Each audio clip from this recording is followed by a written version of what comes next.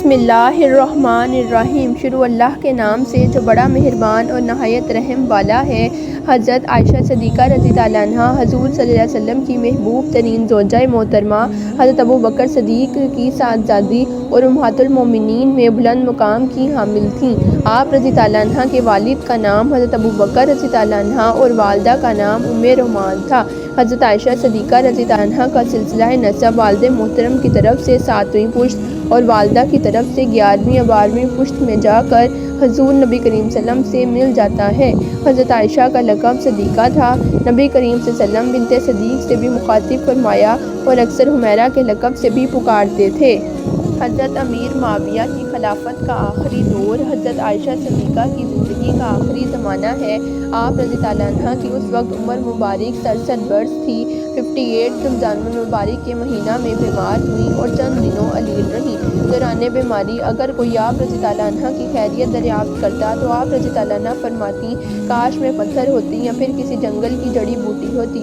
حضرت عبداللہ بن عباس رضی اللہ عنہ نے دوران بیماری حاضر ہونے کی اجازت طلب کی تو ام المومنین سیدہ عائشہ نے تأمل کا اظہار کیا کہ کہیں وہ تعریف نہ کرنے لگ جائیں تو بھانجوں نے سفارش کی۔ آپ رضی اللہ عنہ نے اجازت دے دی۔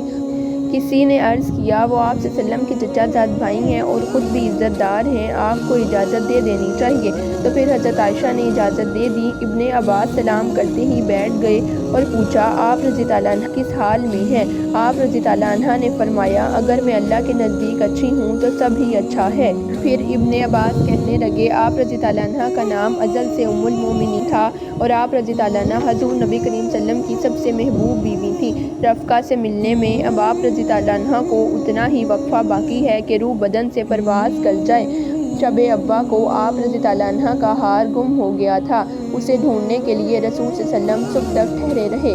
رسول صلی اللہ علیہ وسلم اور لوگوں نے اس حال میں صبح کی کہ ان کے پاس پانی نہ تھا تو اللہ تعالیٰ نے آیت تیمم نازل فرمائی اور مسلمانوں کو یہ سہولت آپ رضی اللہ عنہ کی بدولت حاصل ہوئی۔ اللہ تعالیٰ نے 7 آسمانوں کے اوپر سے آپ رضی اللہ عنہ کی برات نازل فرمائی جسے روح الامین لے کر آئے۔ اب ایسی کوئی مسجد نہیں جہاں اس کی تلاوت نہ کی جاتی ہو۔ حضرت عائشہ فرماتی ہیں میری تعریفیں چھوڑو اس ذات کی قسم جس کے ہاتھ میں میری جان ہے، میری یہ تمنا ہے کہ کاش میں بھولی بصری گمنام ہوتی۔ روایات میں آتا ہے کہ حضرت عائشہ صدیقہ رضی اللہ عنہا کے وصال کا وقت نزدیک آیا تو آپ رضی اللہ عنہا نے وصیت فرمائی کہ مجھے دیگر ازواج مطہرات کے ساتھ جنت البقیع میں دفن کیا جائے، کیونکہ میں یہ پسند نہیں کرتی کہ مجھے دوسری ازواج مطہرات کے مقابلے میں کوئی برتری حاصل ہو اور مجھے رات کو ہی دفن کر دینا، صبح کا انتظار نہ کرنا۔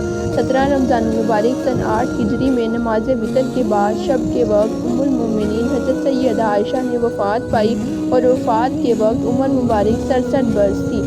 آپ رضی اللہ عنہ کی تجہیز و تکفین شب میں ہی عمل میں لائی گئی۔ تدفین کے وقت آپ رضی اللہ عنہ کی قبر اطہر کے چاروں طرف میں کپڑے سے پردہ کر دیا گیا تاکہ آپ رضی اللہ عنہ کے احترام میں کوئی کمی واقع نہ ہو۔ رضی اللہ عنہ کی قبر اطہر میں جو 5 آدمی اترے ان میں عبداللہ بن زبیر، عروہ بن زبیر جو آپ رضی اللہ عنہ کی بہن، اسماء رضی اللہ عنہ کے بیٹے تھے اور قاسم بن محمد اور عبداللہ بن محمد جو آپ رضی اللہ عنہ کے بھائی محمد بن ابی بکر کے بیٹے تھے اور عبداللہ بن عبد الرحمن جو آپ رضی اللہ عنہ کے بھائی حضرت عبد الرحمن بن ابی بکر کے بیٹے تھے۔